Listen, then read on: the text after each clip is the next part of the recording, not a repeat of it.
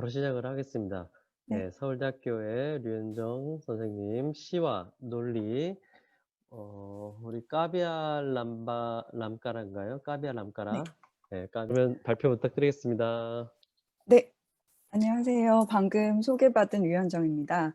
오늘 제가 발표할 논제는 시의 논리, 까비아 알랑까라 제5장을 중심으로라고 하는 제목입니다.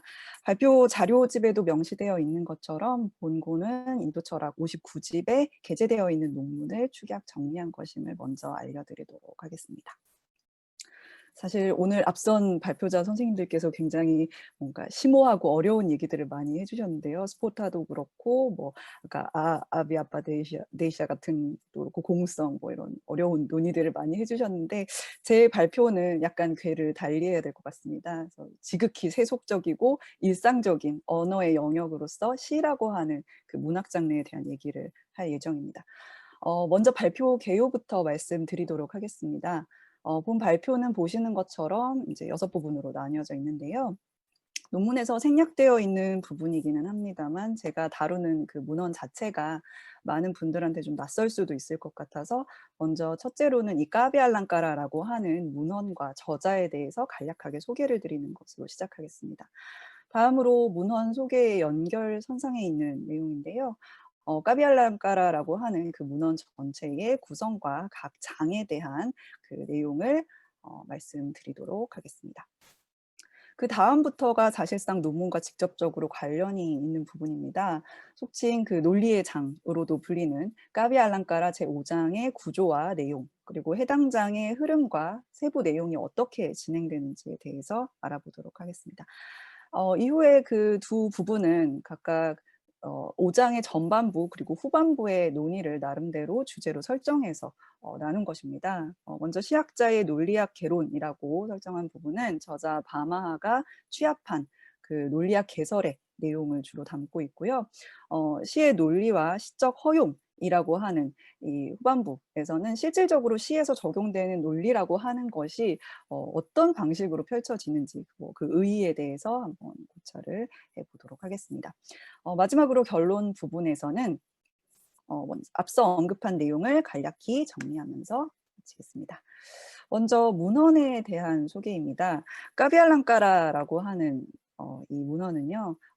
이름 그대로 까비아 그러니까 시 그리고 알랑까라는 원래는 장식이라는 뜻이기는 한데요. 시의 알랑까라 다시 말해서 시의 수사법을 다루는 문헌입니다. 7 세기경에 이 알랑까라라고 하는 것에 대해서 본격적으로 논의한 시학서인데 마마라고 하는 학자에 의해서 저술된 것으로 알려져 있습니다. 작시와 관련된 가장 초창기 문헌을 보통 바라타 무니의 나티아 샤스트라라고 언급을 하는데요. 이 사본의 전승 상황 자체가 이 나티아 샤스트라가 굉장히 복잡하기도 하고 실제로 연극의 상연 전통하고 기록 전승 사이에는 차이가 있기 때문에 그 단원에서 말씀드리기는 힘들지만 대략 나티아 샤스트라 같은 경우는 기원 전후로 인제 수세기에 걸쳐서 인제 편집되거나 전승된 것으로 추정이 되고 있습니다. 하지만 이 나티아 샤스트라라고 하는 제목이 얘기해 주는 것처럼 이 문헌 자체는 연극의 상연을 위한 샤스트라이기 때문에 무대, 뭐 배우, 연기, 음악, 뭐 악기 연주까지 포함을 해서 굉장히 방대한 내용들을 다루고 있습니다. 그리고 작시와 관련된 부분은 이 나티아 샤스트라 중에서도 아주 일부를 차지하고 있을 뿐이고 수사법을 다루는 부분은 더욱 단순한 내용을 다루고 있습니다. 그리고 그 후에 말하자면 시인들 직접 작시를 할 시인들을 대상으로 문학 이론을 학문적으로 다루는 어떻게 보면 가장 초창기 문헌 중에 하나가 바로 이 까비아 알랑까라라고 하는 문헌입니다. 이후에도 다양한 학자들이 알랑까라 외에 뭐 여러 가지 문학 장치들, 이 라사라든가 아니면 문체를 뜻하는 리띠라든가 하는 것들, 이러한 것들을 중심에 놓고 이론들을 발전시키게 됩니다. 자, 어쨌거나 이 나티아 샤스트라 이후에 본격적으로 문학 장치로서의 수사법을 다루면서 소위 수사론, 그러니까 알랑까라 샤스트라라고 하는 전통의 시작점에 위치한 문헌이 이 까비아 알랑까라다. 이렇게 말씀드릴 수 있을 것 같습니다.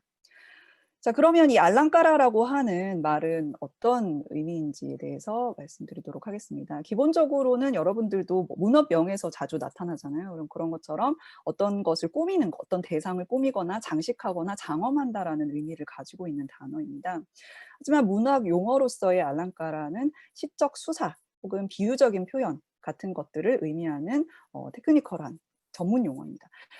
예를 들어서 동일한 음을 이제 의도적으로 반복을 해서 배치함으로써 어떤 시감을 살린다든가 아니면 은유, 직유 같은 다양한 비유 방식을 사용을 한다든가 혹은 이제 동음웨이어 같은 말장난을 통해서 어떤 그 비유의 효과를 극대화시키는 그런 문학적인 장치를 의미하는 말입니다. 사실 어떻게 보면은 요즘 우리가 유행하고 있는 아재 개그 같은 거를 생각을 하시면은 좀 더 이해하기가 쉬우실 것 같은데요. 아재 개그라고 하는 것도 기본적으로는 한 단어가 가지고 있는 어떤 이질적인 의미들을 통해서 말장난을 하는 방식이죠. 그래서 이 알랑까라 종류로는 슐레시아라고 불리는 방식인데요. 논쟁을 다루는 그런 경전들에서도 흔히 볼 수 있는 알랑까라입니다. 표면적으로는 상대방의 의견을 그냥 점잖게 이렇게 논박하는 것으로 해석이 되는데 각각의 단어가 지니고 있는 또 다른 의미를 계속 곱씹어서 해석을 달리할 경우에는 상대방 학파를 굉장히 원색적으로 비난하거나 아니면 비꼬는 내용 같은 것들이 들어가 있기도 하죠.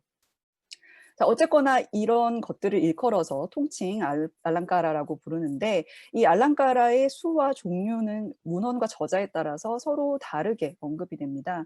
시간이 흘러갈수록 점점 이 알랑까라의 종류도 늘어나고 이 분류도 세분화되어서 나중에는 거의 100개가 넘는 알랑까라를 제시하는 문헌도 나타나게 됩니다.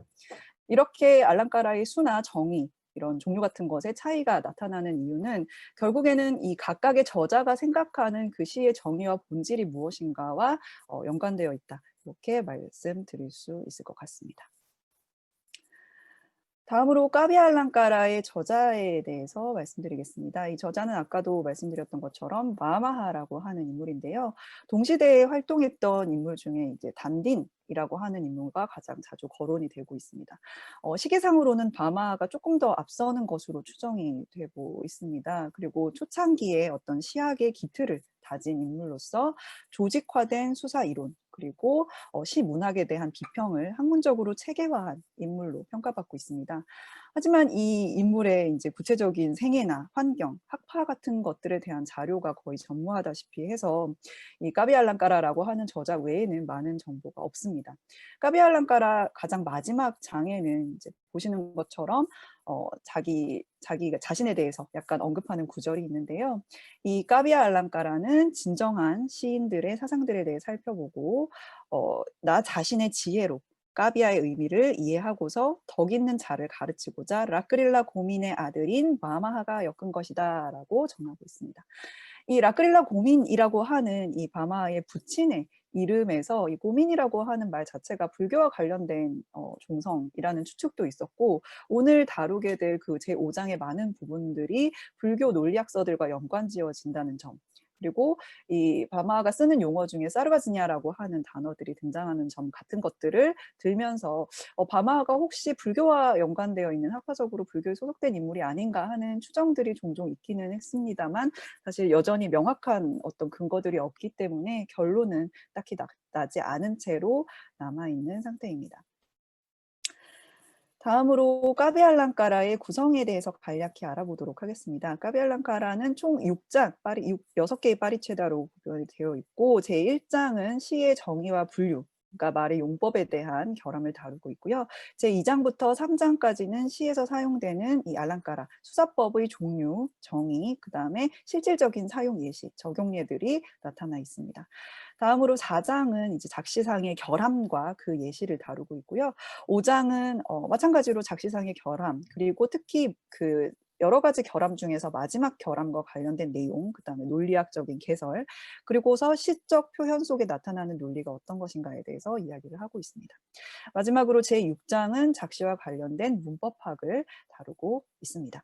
오늘 다룰 부분은 이 중에서도 제5장 작시의 결함, 그리고 특히 시에서 말하는 논리가 어떤 방식으로 표현되어 있는지에 대해서 알아보도록 하겠습니다.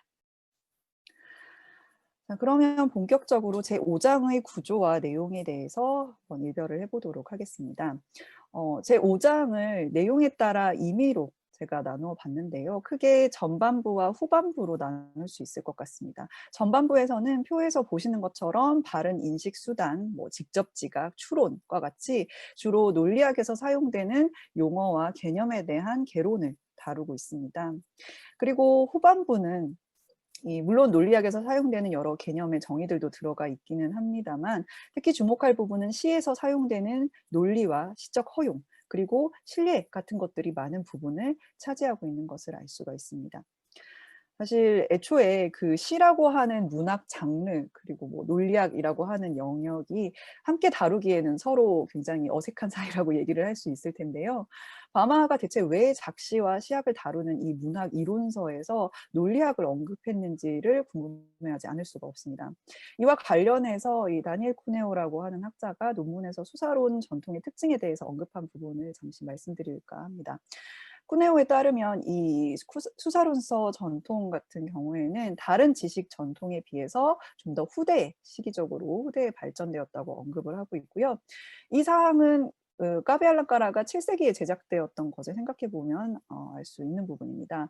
고전 산스크리트 문학의 최전성기를 대략적으로 3세기에서 6세기 정도로 생각을 해본다면, 사실상 작시 이론으로서의 수사론이 발달한 것은 이미 전성기의 가장 끝자락이 조금 더 지난 상태라고 생각을 할 수 있고, 다른 샤스트라 전통, 예를 들면은 다르마 샤스트라나 아르타 샤스트라도 그렇고요. 혹은 전통 철학의 여러 가지 논서들이 이르게는 기원 전후, 적어도 기원 후 초기의 시기로 배치가 되어 있는 것들을 생각을 해봤을 때 사실상 수사론서 전통이 상당히 늦게 시작했다는 것은 굉장히 분명한 부분이라고 얘기를 할 수 있을 것 같습니다.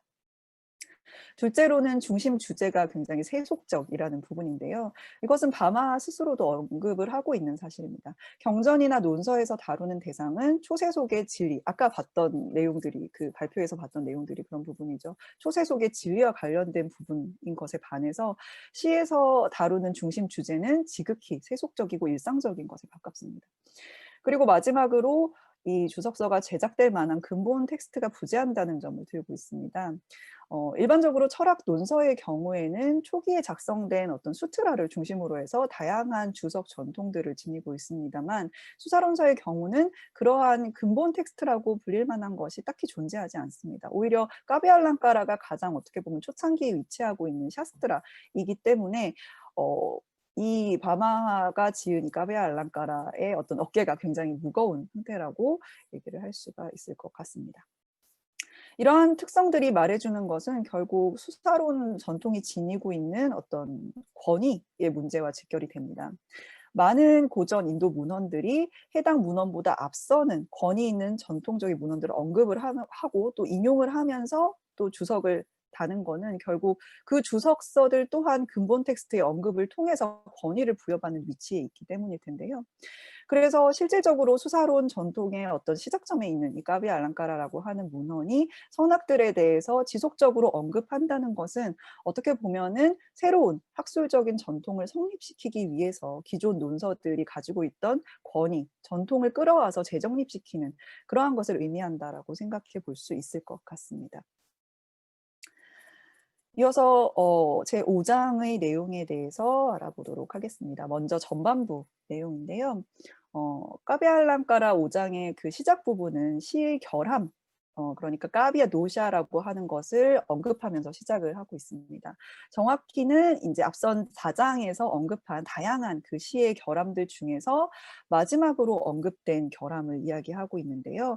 바로 주장 명제, 증인, 그리고 신뢰의 결여라고 하는 프라티스냐 헤뚜 드리시단다라고 하는 세 가지가 결여되어 있는 것이 결함이다. 라고 4장에서 언급을 하고 있습니다. 그런데 이 다른 모든 결함들, 의미의 결여, 의미가 상용되지 않는 결여, 이런 것들은 다 예시를 들면서 얘기를 하는데, 이 마지막 주장 명제, 그리고 증인, 그다음에 신뢰의 결여 같은 경우에는 그 명칭만 언급이 되어 있습니다. 그리고 이 마지막에 언급한 이 결여라고 하는 도샤를 이 5장에서 어떻게 보면은 풀어서 설명을 해주고 있는, 확장시키고 있는 것을 알 수가 있습니다. 이후 이어지는 그 논리학 개론이 왜 언급되는지에 대해서 천명하고 있는 그러한 부분이라고 얘기를 할 수가 있을 텐데요. 보시는 인용에 나타나는 것처럼 이 네, 이 주장명제와 증인 등의 결여라고 하는 결함이 이 논리에 따라서 간결하게 그 자체의 의미를 명확히 하기 위해서 설명될 것이다라고 이야기를 꺼내고 나서 그 이후에 이제 말하자면 좀 더 이 논리학 개론이 펼쳐지는 이유에 대해서 설명을 하고 있습니다. 보시는 인용에서는 이제 지혜가 없는 사람들, 이 아메다스라고 하는 이 인물들에 관해서 이 지혜가 없는 사람들이 이해하기 어렵다는 이유로 이 샤스트라를 읽는 것을 두려워한다라고 얘기를 하고 있습니다. 어떻게 보면 바마하는 지혜가 없어서 이해하기를 꺼려하는 이 초보 독자들을 위해서 혹은 초보 시인들을 위해서 논리학에 관한 선학들의 지혜를 엮었다고 이야기하고 있는 것처럼 보이기도 합니다.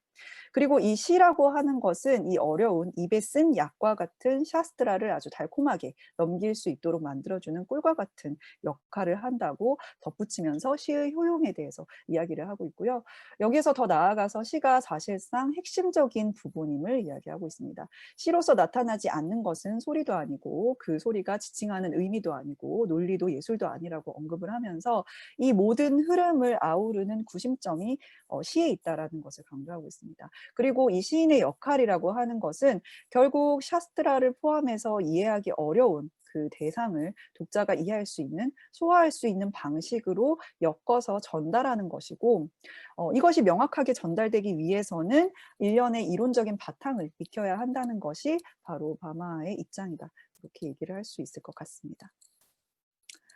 한편 그 바마가 참고한 것으로 생각되는 그 논리학 논서들은 아마도 당대에 널리 퍼져서 학습되었을 것으로 생각되는 그러한 논서들로 추정이 되고 있습니다. 그래서 예를 들면 디그나가의 프라마나 사무짜야라던가 프라마나 사무짜야 브리티, 그다음에 니아야 무카 같은 책들도 있고요. 바수반두의 바다비티 같은 주로 불교 논리학 문헌들을 참고해서 이 부분을 작성했을 것으로 추정이 되고 있습니다.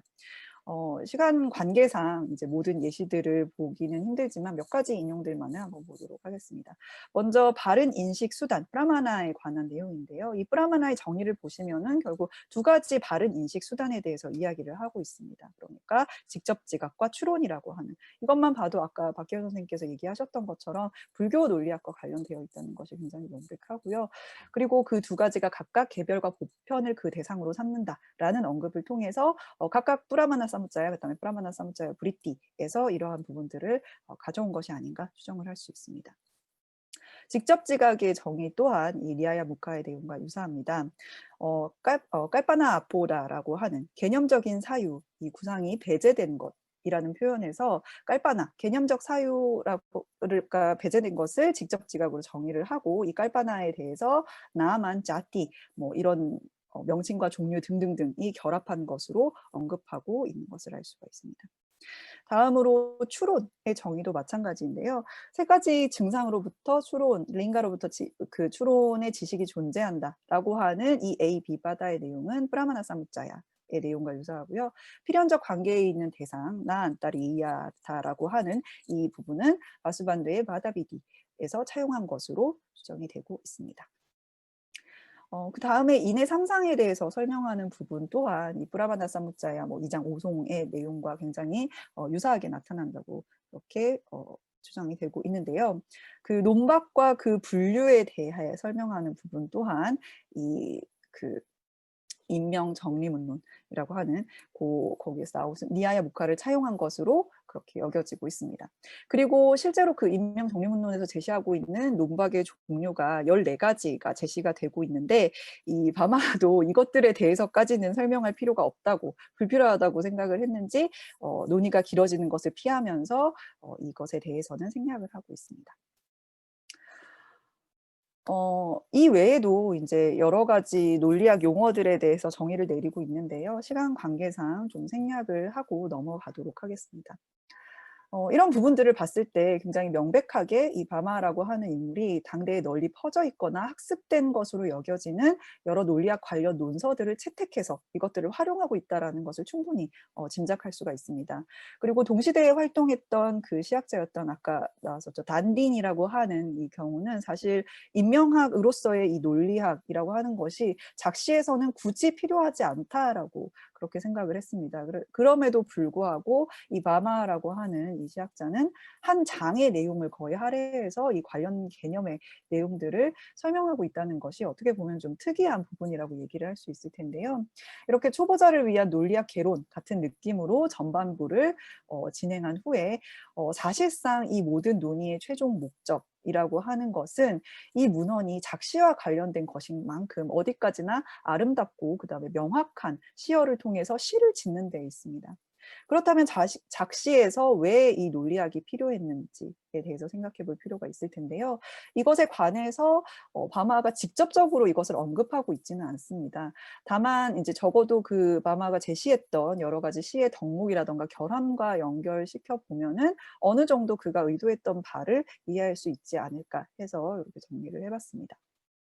바마가 말하는 훌륭한 표현의 요건이라고 하는 것은 까비알랑까라 제2장에서 언급이 되고 있는데요. 다른 시학자들이 상당히 여러 가지의 그 군화들을 제시하고 있는 것에 반해서 이 바마 같은 경우에는 두 가지를 제시를 하고 있습니다. 네, 5분. 즉 부드러움과 명료함인데 그중에서 이 논리학과 관련된 것은 명료함이라고 얘기를 할 수가 있을 것 같습니다. 그러니까 명확한 단어를 사용하고 합리적인 근거를 통해서 말이 되는 문장을 구성하는 데 있어서 논리학이 지닌 정합성이 이 시인들에게는 큰 덕목이라고 얘기를 할 수가 있겠습니다. 그다음에 이제 아름답고 훌륭한 표현은 결함이 없어야 되는 건데요.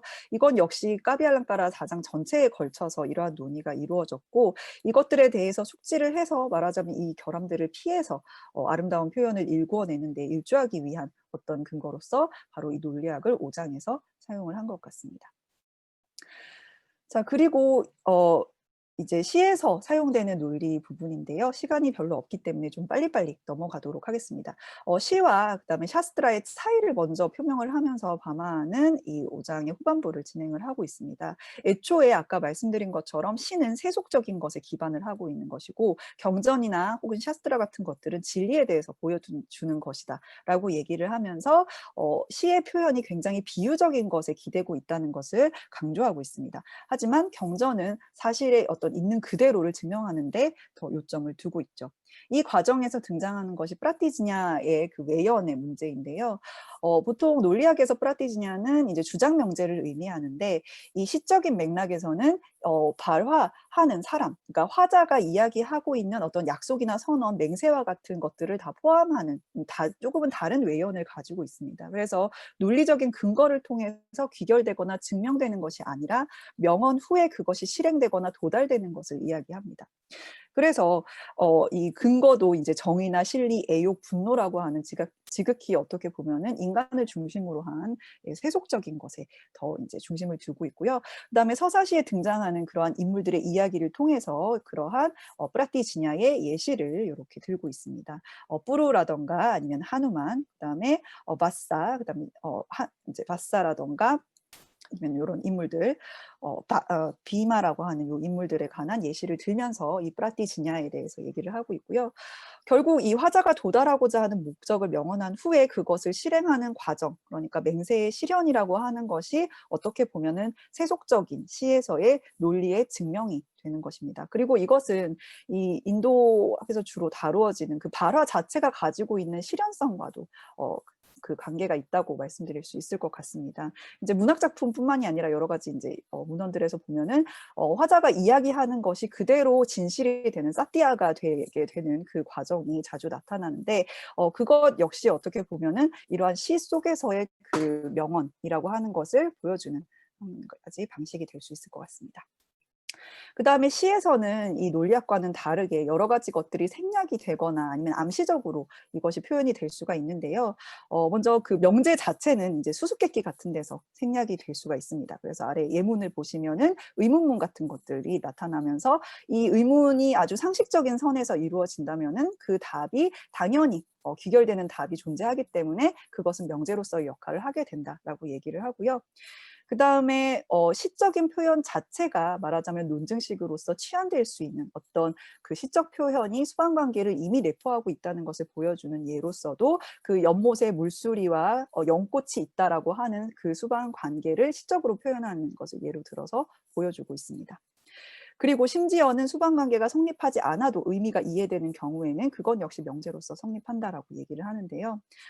예를 들면은 밤이 돼서 등불이 켜지는 것과 태양이 지는 것은 전혀 사실상 수반관계가 이루어지지 않는 것인데 그것 자체를 마치 수반관계가 있는 것처럼 표현함으로써 어떻게 보면 새로운 그 시적인 심상을 이끌어내는 그러한 방식들도 함께 보여주고 있습니다. 네. 이렇게 해서 그 시적 그 허용 까비아 알랑까라에 나타나는 논리가 어떤 것인가에 대해서 간략하게 알아보았습니다.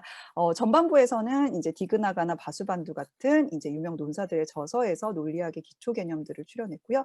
후반부에서는 시에서 실질적으로 사용되는 논리가 어떤 것인지에 관해서 알아보았습니다. 이 과정에서 이 주장 명제 프라티즈냐가 시에서는 맹세이자 서원, 약속의 의미를 가지고 있고 결국 이 명언의 성립이라고 하는 것은 발화의 실현을 통해서 이루어진다는 것을 알 수 있었습니다. 마지막으로 이제 마지막 부분을 읽도록 하겠습니다. 결국 이 바마하가 의도하고자 했던 것은 이 당대의 논리학 전통을 담았던 이 다양한 텍스트를 인용하고 반복을 해 줌으로써 어떻게 보면은 직접적으로 시와 관련이 있다라고는 할 수 없지만 전통의 권위를 이 새로운 시학이라고 하는 것에 더 씌운 것. 그리고 이와 동시에 어떤 초세속적인 논리학을 세속의 논리로 승화시켜 가는 어떤 과정을 보여주는 문헌이 아니었나 그렇게 생각을 하면서 네 조금 늦어졌습니다만 본 발표를 마치도록 하겠습니다. 경청해 주셔서 감사합니다. 네, 서울대 유현정 선생님 발표 감사드립니다. 자, 이로써 네 분 선생님 발표 주제를 모두 마쳤습니다.